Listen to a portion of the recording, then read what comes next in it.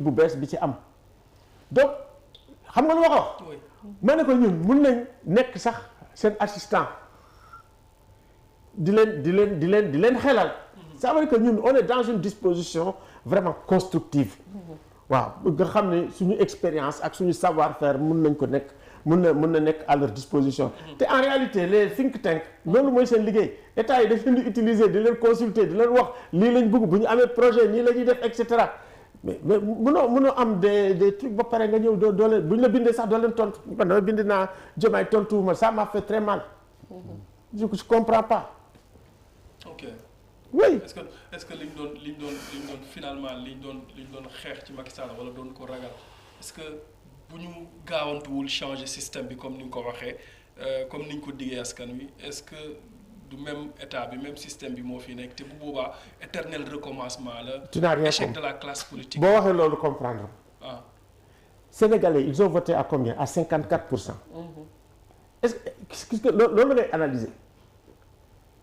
oui 54% au premier tour pour un opposant qui sort de prison. oui. Mais ça veut dire que c'est un désir de changement extraordinaire. Mais quand tu changes avec la société, pas avec ton parti ou ta coalition de partis. bu fekkee ne da nga bëgg changement systémique. ak société bi nga xool saa ko yow buñ la ci xeeb. yow buñ la ci xeeb buñ ci xeeb kii. donc tu mets en mouvement la société nga changer ça veut dire que société bi ñu ngi doon xaar gis nga 54% yooyu mënoon na indi encore yeneen 20 wala 30 wala 40 wala 80% gars yi dem. ok waaye nag bu fekkee ne dañu ñëw on est toujours dans la polarisation te loolu lañ ne nekk aussi un peu dans le conflit politique alors que yow da ngay war a nekk dans la construction. dans la relance de l'économie dans la relance si tu veux des initiatives politiques de toutes les initiatives positives. inventivité lépp ñëw il faut réinventer un autre Sénégal.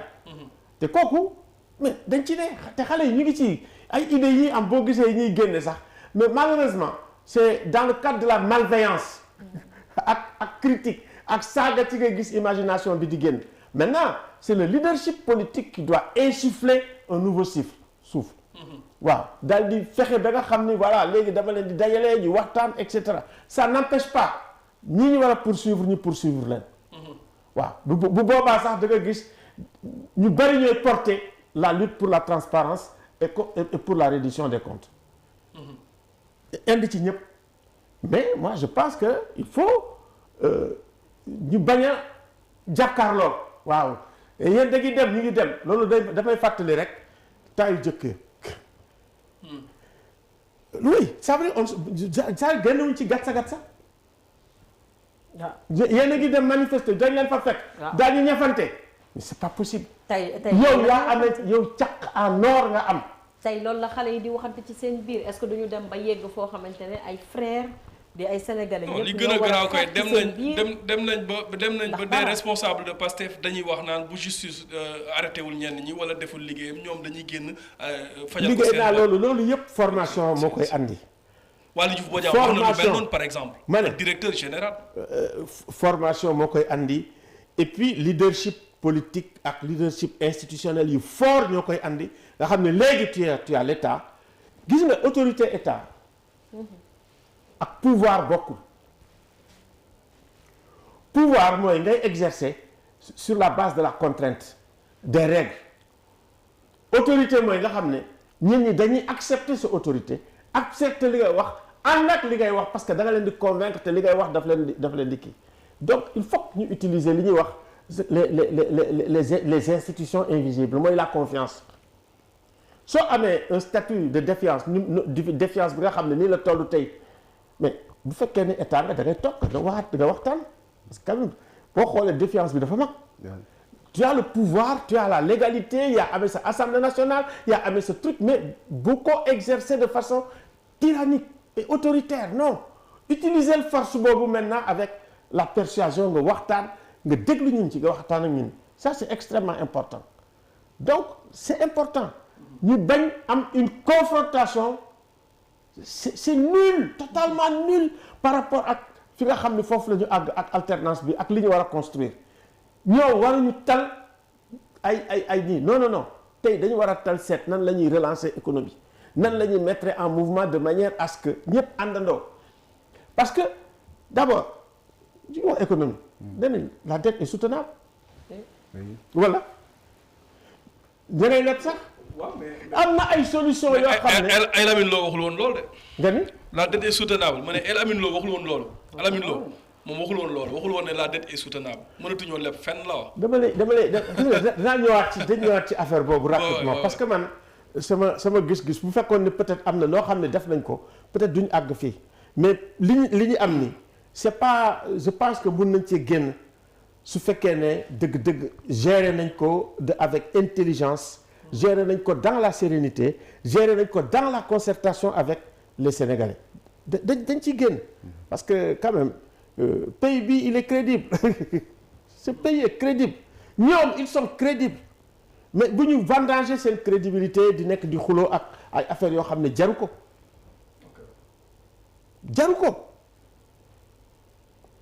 c'est même pas des enjeux essentiels presque ils disent la même chose sur la loi d'amnistie boo leen dégloo presque ils disent la même chose presque laa wax. kan ak kan. mais muy pouvoir bi muy Amadou Ba sax dafa changé waat. intitulé gis nga ay amendement amendement yi man dañu bi ma ko yónnee suma article la ñu ko yónnee. ma waxtaan ci ak moom ça veut dire que li leen kii ay yu ndaw la donc loolu jarul xeex jarul xuloo jar na ngeen toog ngeen waxtaan ngeen régler ko ñu ànd. jàmm na ñooy. mais aujourd'hui jàpp nañ datu séance plénière bi ba pare le 2 est-ce que diggante bi waxtaan bu tax ñu mën a aji ni loolu pour defaraat ji fii mun naa ne. daw boobu di daw ba daanu. moo ko jarul. ça loolu Macky da ko daan def truc d'urgence machin jaay doole jaaru ko wax dëgg yàlla jaru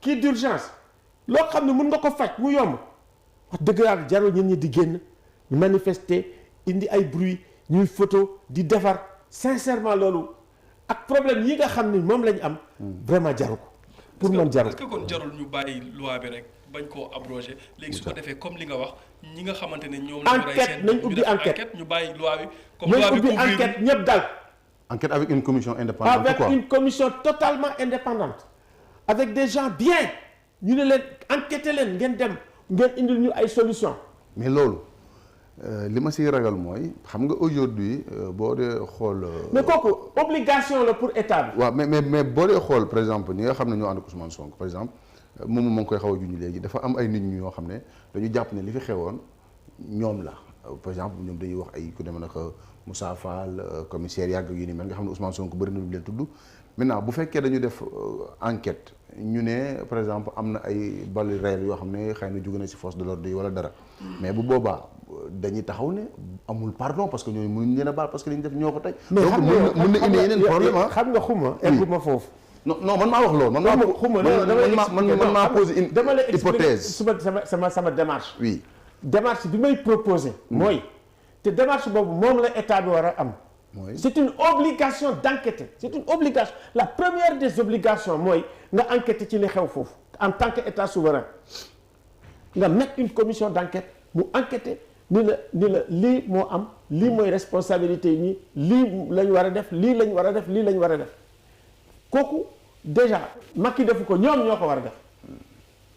une commission loolu boo ko defee da ngay am du commission d'enquête. ak commission d'enquête rek laa wax. waxuma leneen. d'accord mais commission d'enquête boobu laa bëgg a ñëw commission d'enquête boobu laa bëgg a ñëw parce que da nga ne totalement indépendante vous pensez à quel profit. nee naa la day jël société civile yoo xam ay xam-xam ñoo xam ne xam nañ li ñuy def en matière de droits de l'homme société civile nga jël ay avocat ci biir dugal jël ay magistrat ci biir am nañ ci xam-xam nga jël ay forces de l'ordre ci biir waaw mu ko nga jaxase leen ñu dem def daal di ñëw ni lii la d'accord mais def nañ ko ci affaire Covid bi ñi def bind rapport Covid bi kan a ko weddi li ñu def ci Covid bi lañu waroon a def ci kii bi parce que presque même ci crise bi. bon sama inquiétude peut-être da nga ma comprendre mooy. non comprendre naa maanaam mooy bi ñu par parloo comme ne du côté de l'opposition ou du pouvoir dañ leen naan noppi leen ñii def nañ liggéey bu baax. bu mujj ayib na ci ñëpp ànd. parce que en réalité loolu mooy état impartial te loolu tamit mooy état de droit. bon baale bi mooy sama problème est-ce que. non man waxuma baale ak wuñ baale. ça veut dire que bu ñu demee ba joxoñ ni ñii dañu war a dem justice ñooñu dañuy dem justice. ok ñoom ñoo génne loolu commission d'enquête bi dina la indi li ngay def yëpp. mais loolu pour mu am il faut que loi d'amnistie bi dañ carrément moom. non parce que feeg mi ngi fi feeg mi ngi fi mënoo fee topp kenn. loolu boo ko defee. loi d'amnistie bi teg nga ko fële dañ na.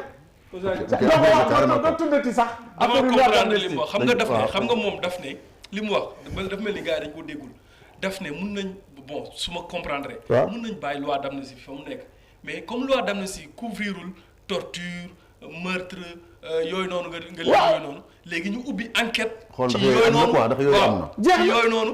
da ngay ubbi enquête globale sax ñi def enquête yépp ni mbir mi nii la doxe ñii lii lañ def ñii lii lañ def ñii lii lañ leen di toppee ñii lii lañ di toppee ñii lii la ñuy def suñu recommandation yi lii la ñu xam ne xam nañ vérité bi ñu topp loolu ñi ñu war a juger ñu juger leen du benn problème bu boobaa amul problème ça veut dire que droit international wax rek ak li nga xam ne moom mooy suñu ay obligation en matière de droits de l'homme ñu def ko.